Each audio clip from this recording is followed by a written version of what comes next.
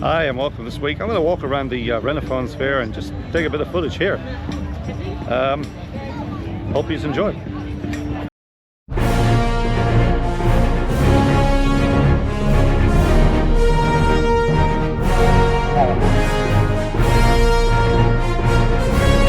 More than the tent stuff.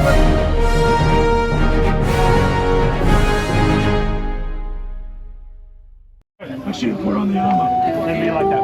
Let's try helmet. That's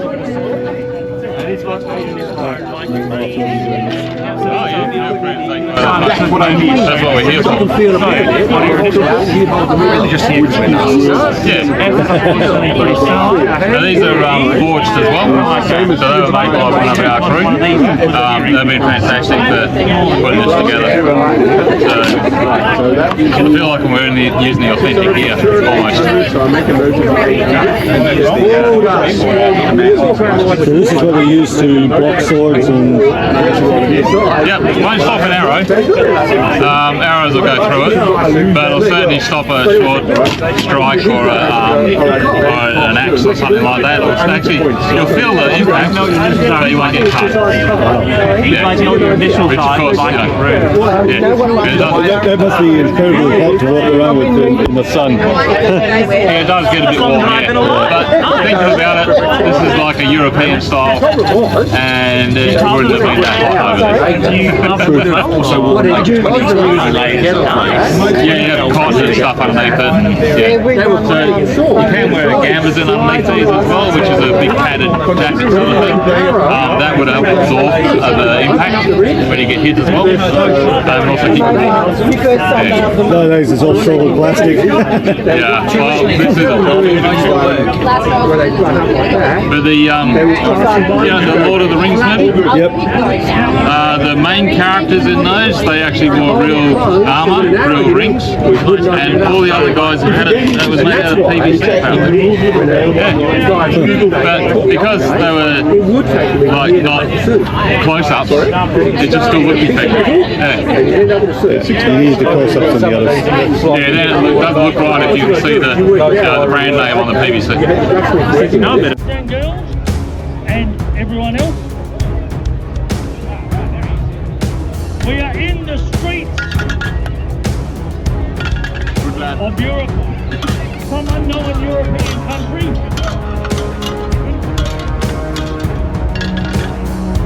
And on the streets of this unknown city, there are gangs roaming at night, looking to assert their dominance. On one side, we have German mercenaries who've been out hard partying all night. And now that they've been partying hard, they're looking for a bit of extra entertainment. And they encounter one of the local gangs of street ruffians. And don't they look rough?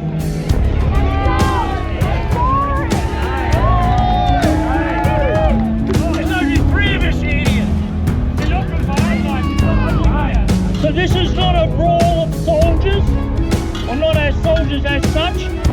These are civilians, armed with civilian weapons, having an altercation on the streets.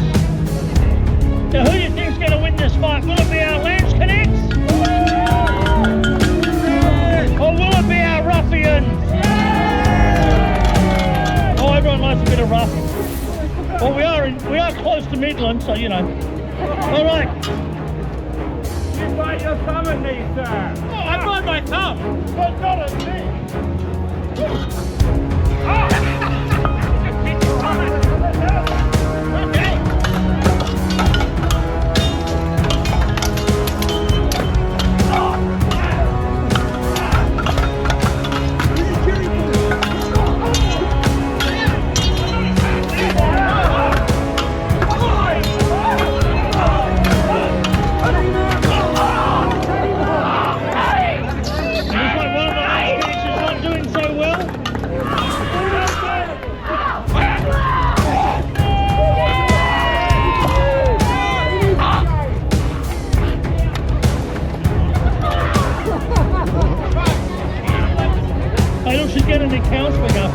We have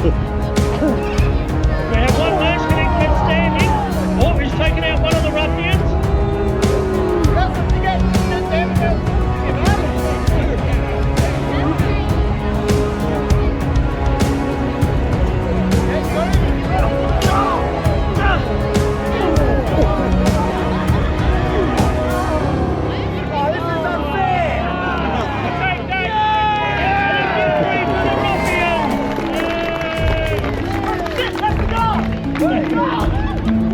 All right, let the dead arise. You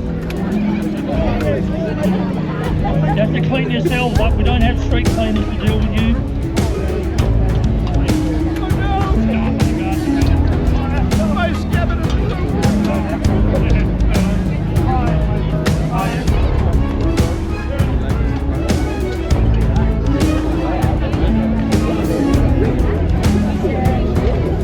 All right, let's summon Rolf. In the Dark Ages, there were a group of people known as Vikings.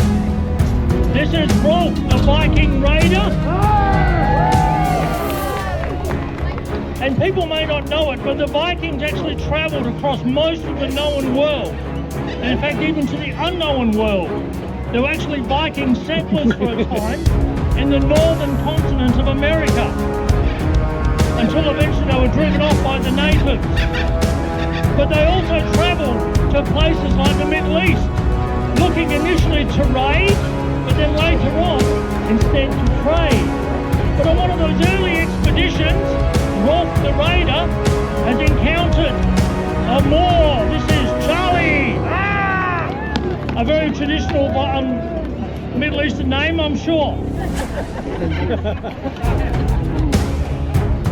Now Charlie is a Moorish warrior, and he's seen this strange bearded fellow wash up on his shore, and it's his job to defend his home against this raider. So who do you think will win this fight? Will it be the venerable Rolf the Axeman? Or will it be Charlie the young Moor? Alright. Let's see how well he goes. Remember, the two-handed axe of the Vikings was a deadly weapon. Not something that the Moors encountered very often.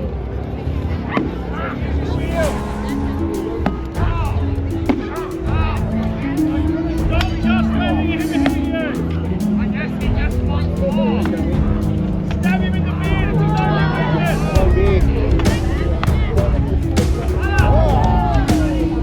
You can see Rolf is trying to hook with his axe.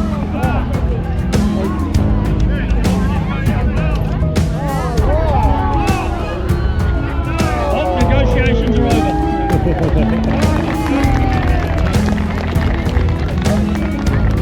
Victory to Rolf. When the dead arise.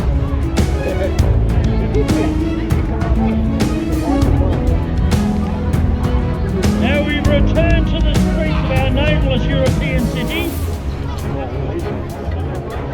We have an elder gentleman, William,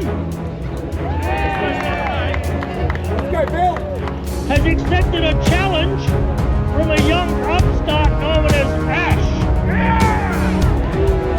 And it is to be an honour duel fought with the European or the German long sword, the two-handed sword. Now an honour duel, of course, would normally be fought with seconds in attendance, but I don't see our seconds nearby.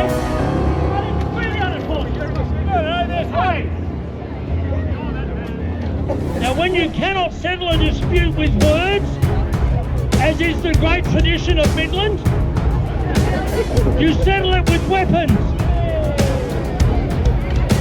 Out in the car park somewhere. So we have here a duel in the streets of our city. Two men of honour fighting with their swords, looking to resolve a point of honour. I was not silly. Please. I know that. That's why I brought Andrew. Oh, that's not honourable. He has brought a second. And then he tell the unfortunate, I didn't do the same thing. And I think most are better than me. Right! So Ash didn't bring a second, he brought thirds. Alright Ash, let's do this! Alright buddy! Ready to go?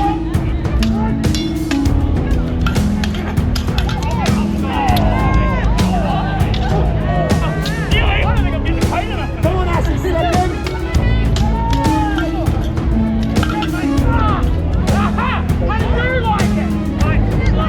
He doesn't like it, sir. He doesn't.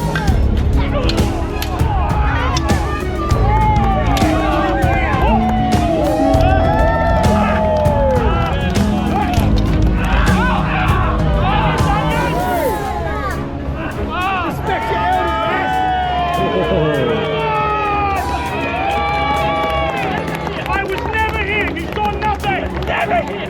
A great test of honour has been resolved. Dishonourably, but yeah. Alright, let the dead arise. You can't win fairly cheap immediately.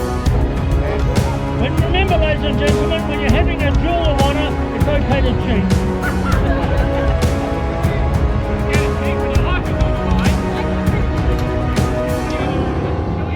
Now in the Grey Country, we also teach our younger members how to fight. Let's bring forth Brian! Police Brian! Now Brian has actually been fighting with us for about 5 years. He has actually just turned 18, but he still hasn't qualified yet to fight with steel. So he's still fighting with one of the training swords. And we're going to pit him against the mighty Reese.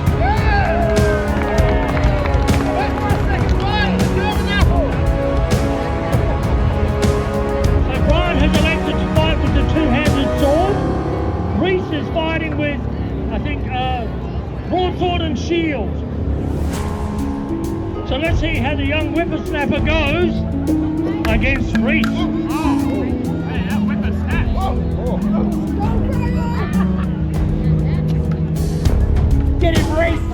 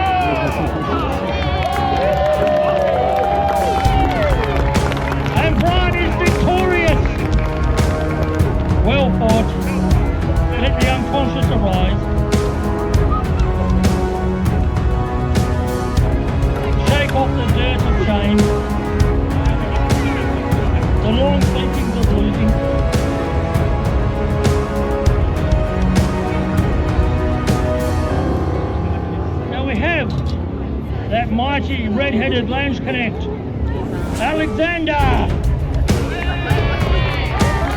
otherwise known as Alex the Red. He is a fearsome mercenary, and he stands before you now, showing off his prowess, flashing his prowess right in your face. But no one is brave enough to challenge him.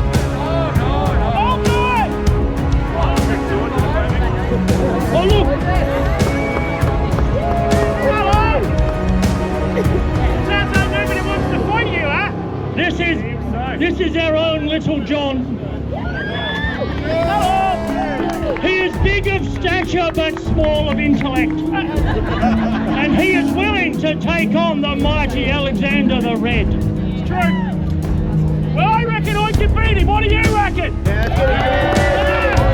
So what that he's got decades of experience? That's not a problem, is it? No. Oh, yeah, it's all about enthusiasm. That's fine.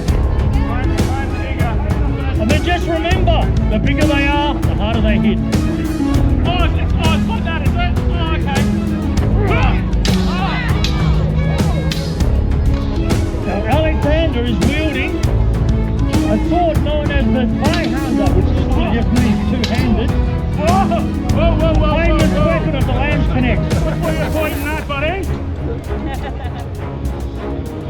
You can short handle it like he has here for close-in work. Or then go to the double grip when you've got a bit of range.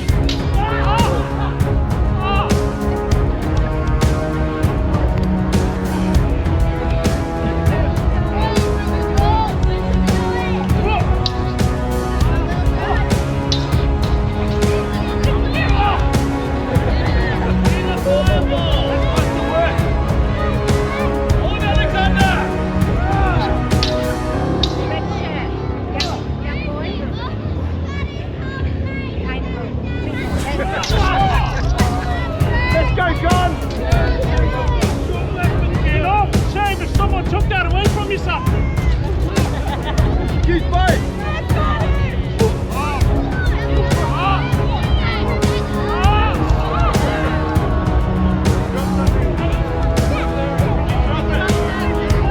Behind you, behind you.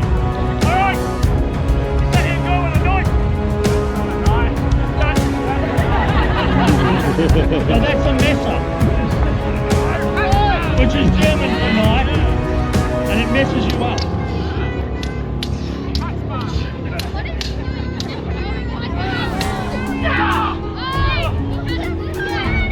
Would have worked better with steel caps. Blood! Well, that's what you get for wearing red. It's fine, you'll never see it. Is that why you're in brown?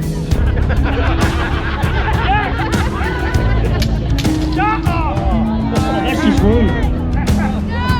We can talk about this, right? Yeah, okay, I'll do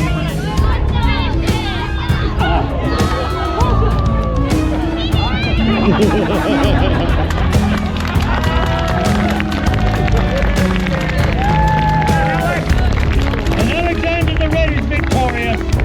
Well fought, good sir. Let John arise. This can take a while.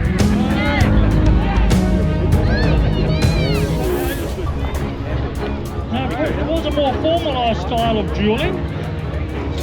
Let's call out William and DeFrail.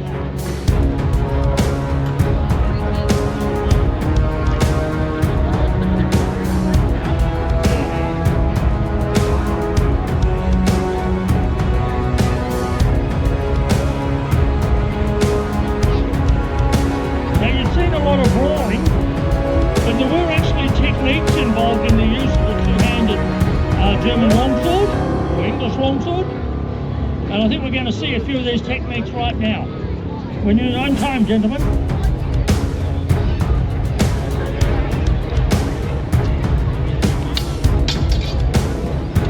On the ground!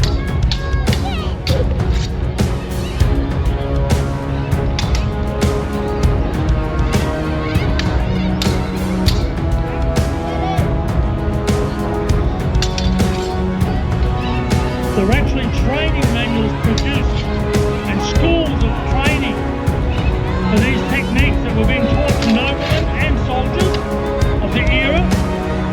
Some were better than others. Some just got you killed on the battlefield or the dueling honour. Others were very practical techniques on how to survive against an opponent trying to kill you.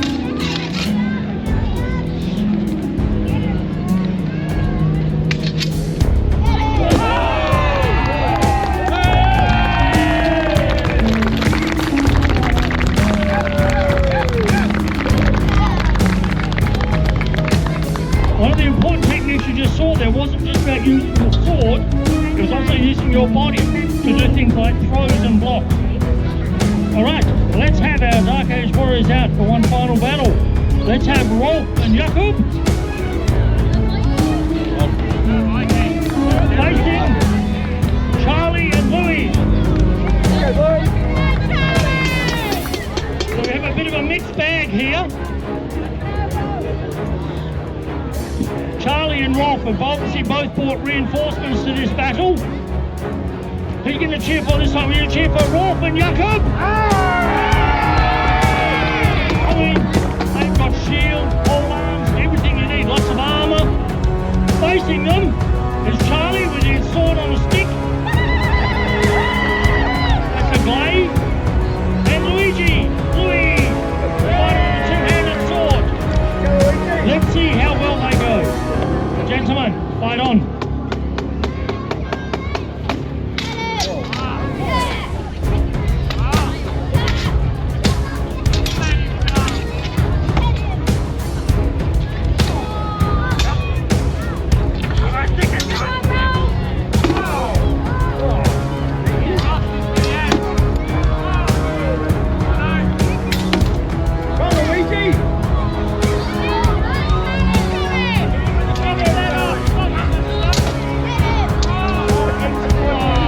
Oh, don't cut his hair off. You're dead, Charlie. I don't understand. Come on, roll.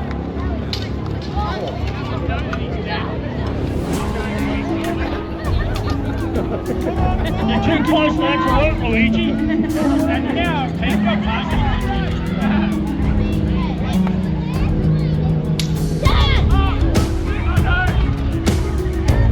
Delaying him.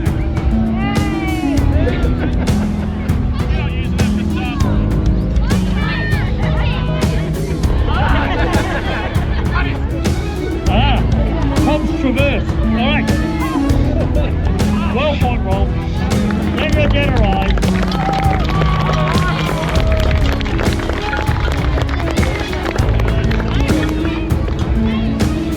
We're going to finish this performance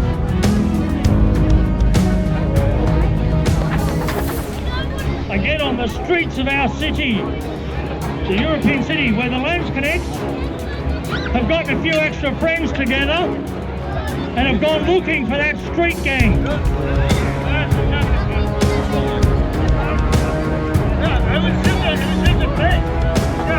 I was just explaining. Yeah, who's it? I was talking you could just smell it. He was hiding in the stupid. You can smell. Hey, hey! Watch my friend! Oh, that was funny. Oh, yeah! That was me! Hey! Stop that! Which team, Ben? Don't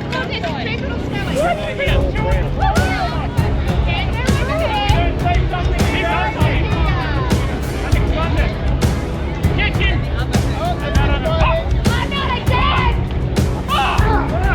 I got 2 instructions out there. And take your top without a gun. Give it! You're not allowed to do anything until they draw weapons. Get him, Alexander! Hit him with your own side!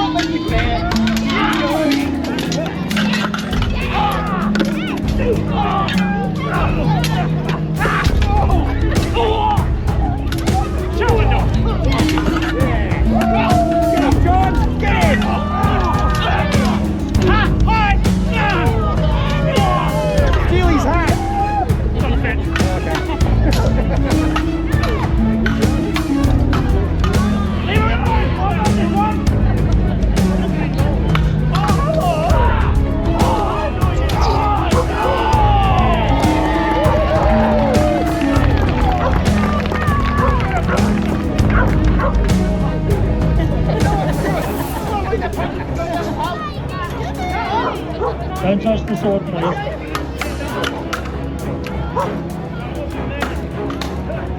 An injury yesterday.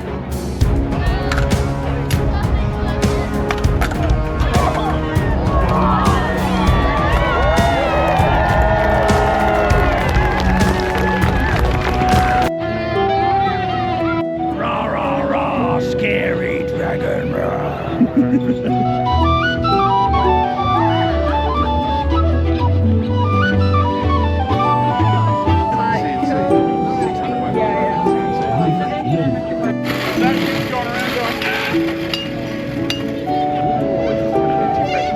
No.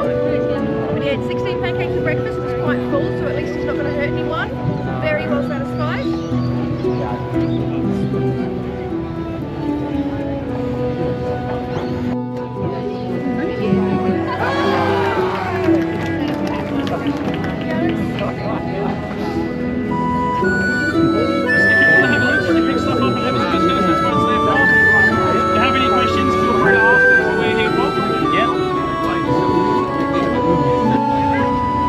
why did I come to a Renaissance fair? The epitome of survival is literally some of the things they make here. I've learned a few new skills myself while being here, and I recommend coming to these whenever they do turn up in your neighborhood. You learn new skills and awesome survival techniques that, well, are so old-fashioned that have been forgotten. More in the tent for you.